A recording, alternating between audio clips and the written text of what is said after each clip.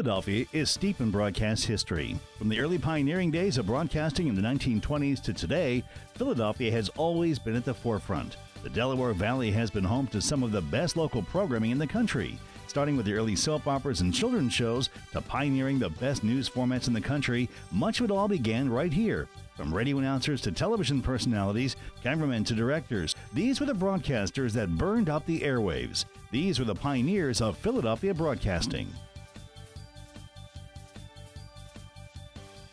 Hello, I'm Steve Highsmith, and welcome to Pioneers of Philadelphia Broadcasting. I'm here with Dorie Lenz, a broadcast pioneer. Hi, Dorie. Proud to be a pioneer. How does that feel?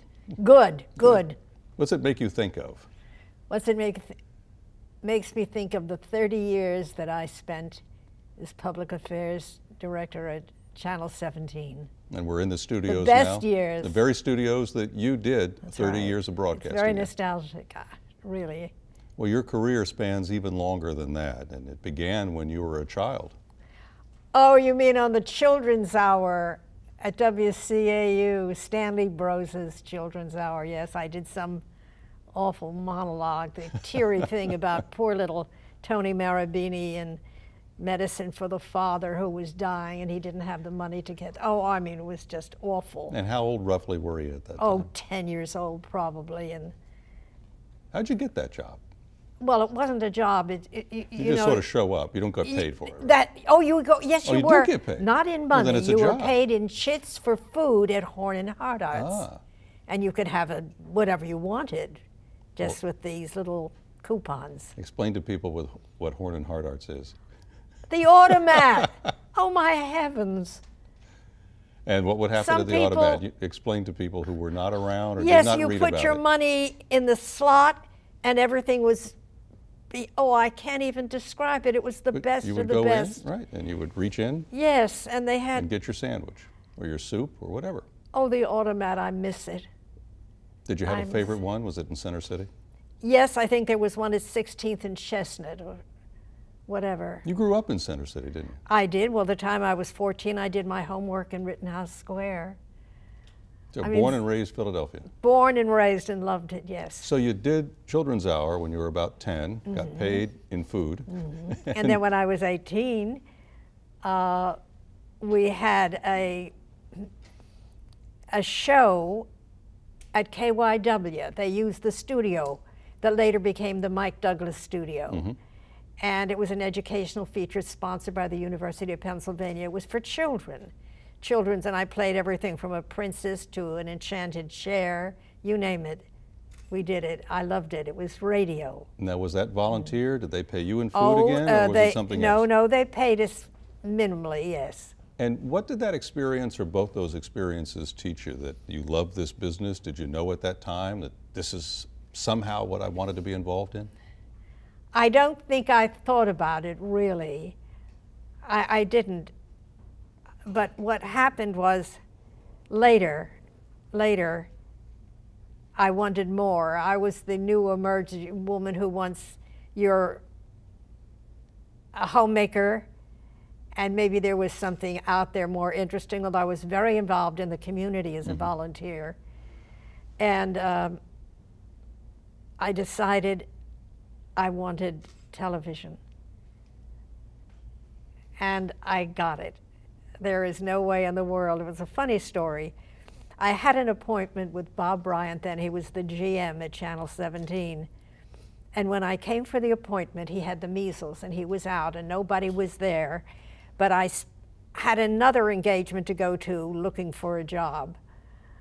What happened was that there was a receptionist and she was talking, and somehow we got talking about they were looking for somebody in the community to do something talking about community needs and programs. And there it was. I knew myself there was no way they could tear me down. Of course, isn't it wonderful? I totally forgot. I was at Taft, Channel 29 then. 2.5 years on the market show. That The was stock market for a show. few hours a day, wasn't it? About 6 hours or Oh, so? that's right. It was great. Alan Scott was the host, And I was a hostess there, and we talked about everything in the world. And of course, the New York Stock Exchange tapes and the American Stock Exchange, and we had a stockbroker. And that's when they dumped, oh, pardon me, Taft came in to buy it. This was, I'm trying to think who owned it. Oh, Bill Fox. He was a real estate man and an entrepreneur. And Taft came in, and then they decided they wanted to do bowling for dollars, whatever, and all of a sudden we were out.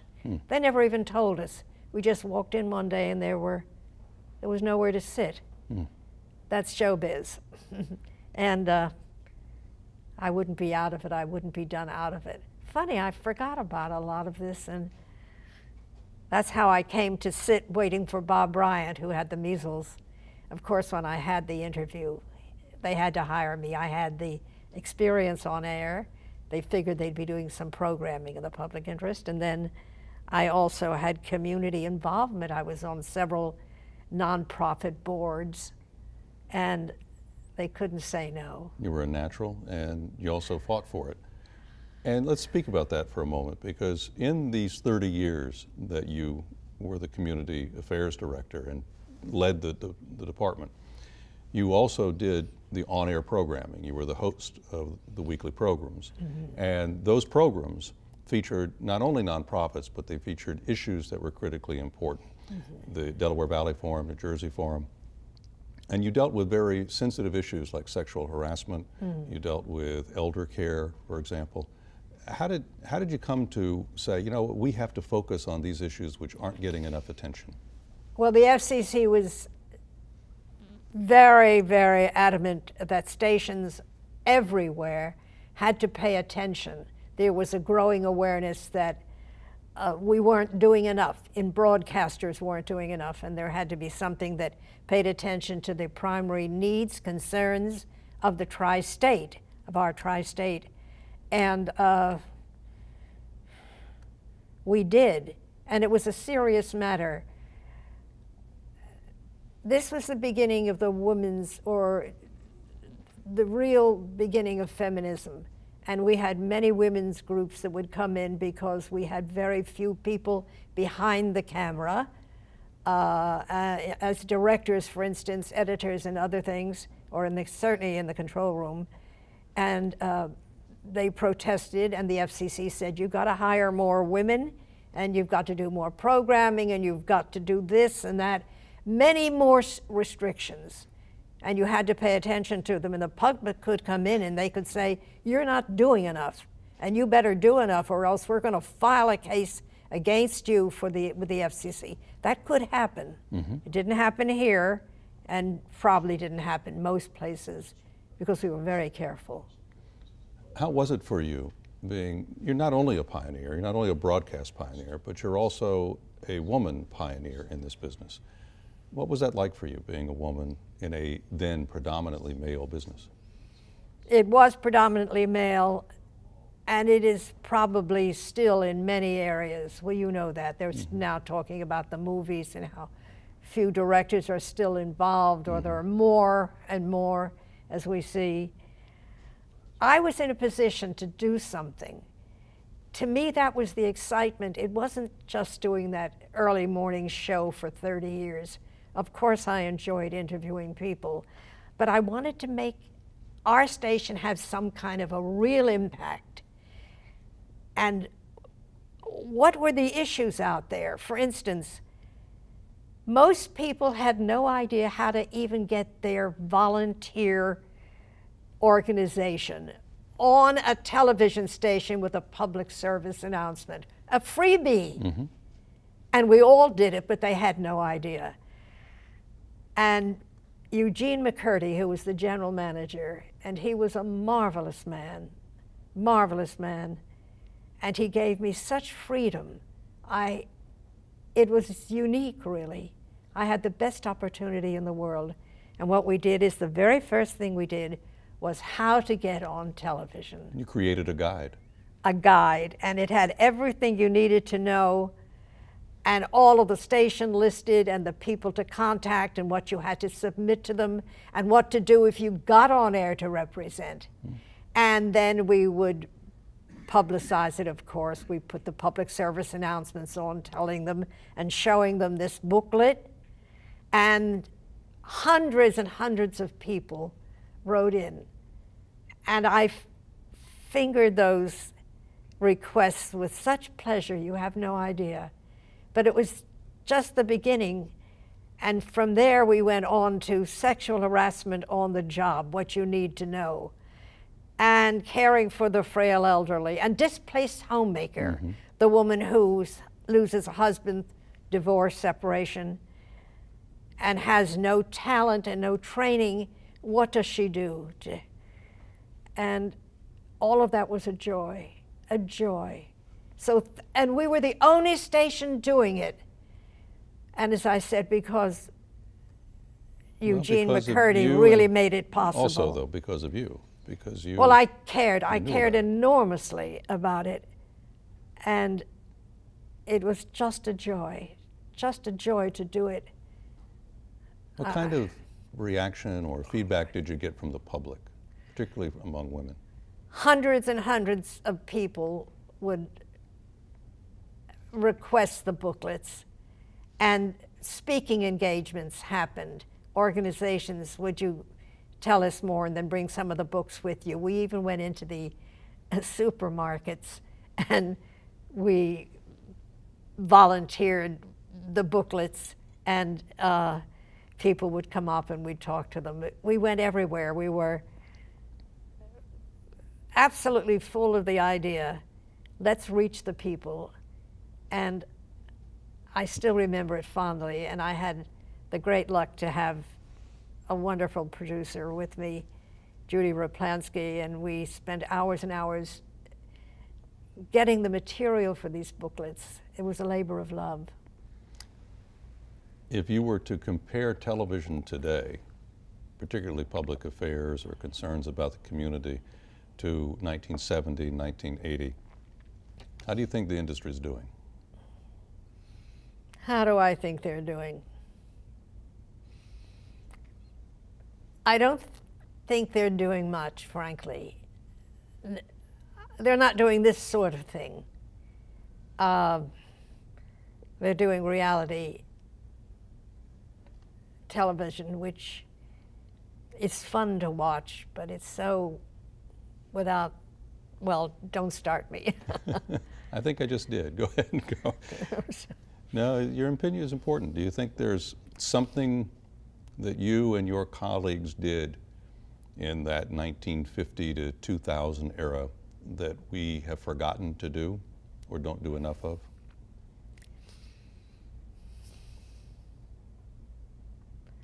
I'd like to see a little more investigation in the newscasts. If it burns, it earns, you know, in news. Just show the fire and the simple things. But I'd like to see, remember, what's his name? It began with a D. He was at CAU, wasn't he?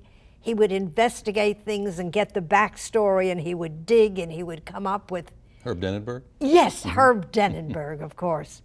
We don't see that sort of thing. There's very little of it. Very little of it's done. And to me, that's something, and then you uncover something, or you bring attention to a problem, and you look at it, and you try to do something to raise the awareness of the public. Those are the things I'd like to see more of. What do you miss most now that you're, quote unquote, retired? Oh, I'm retired. I've been retired for years. You're very kind. What do I miss most? Having a chance to do something that might matter to somebody. And I think the guides, the booklets mattered. Then we did programming, a great deal of programming in these particular subjects that I mentioned, the sexual harassment and caring for the frail elderly, for which we won 2 Emmys. I'd like... Do you have a fond memory or some fondest memories?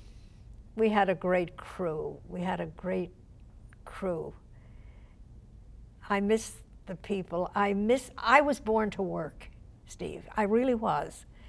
I was born to be involved. I was born to care about a cause and to do something. And I live a very quiet life now and a little, I think, passive. I read a lot, and of course I'm a TV addict. I watch endlessly. I'm interested in the industry and what's happening and what's going on. But I miss it. I miss working. Of the experiences here at PHL 17, is there anything that stands out for you? Do you look at those shows that you mentioned as the high watermark of what you've done? It's the guides, the pamphlets that people could put in their hand, turn the pages and learn something, an address, a telephone number, an agency they wouldn't have known about, and that we found out and we put in the guides. That, to me,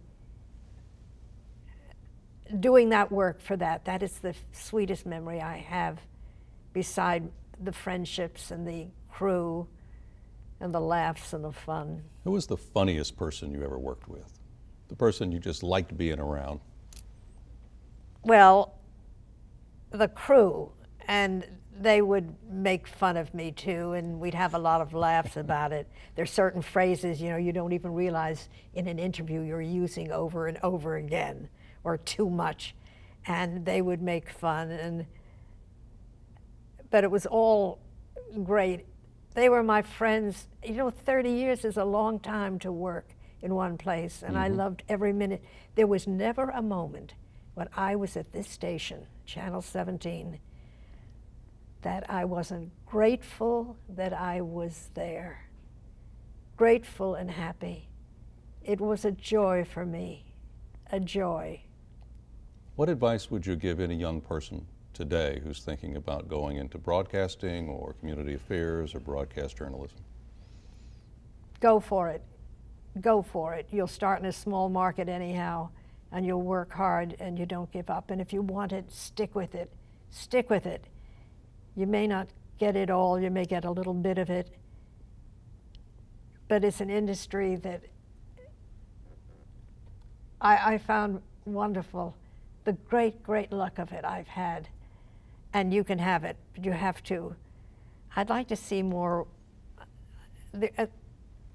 And don't forget, there are other parts of broadcasting. There's sales. Can be very lucrative, broadcast sales.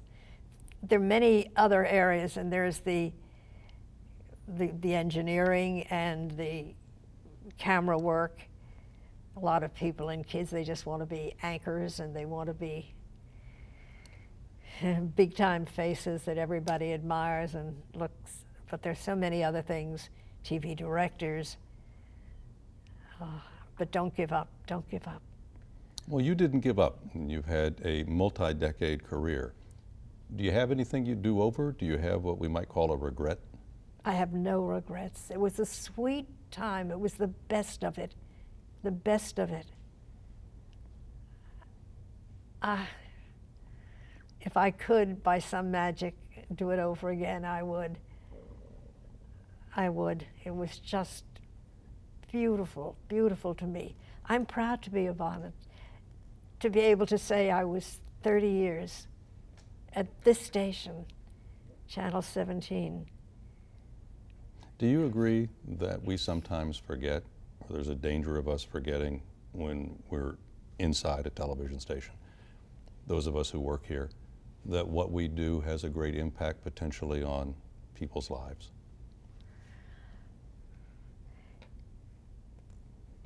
It does. People notice. Like it or not, you become, people do know, they listen, and you have a certain authority because you're on television.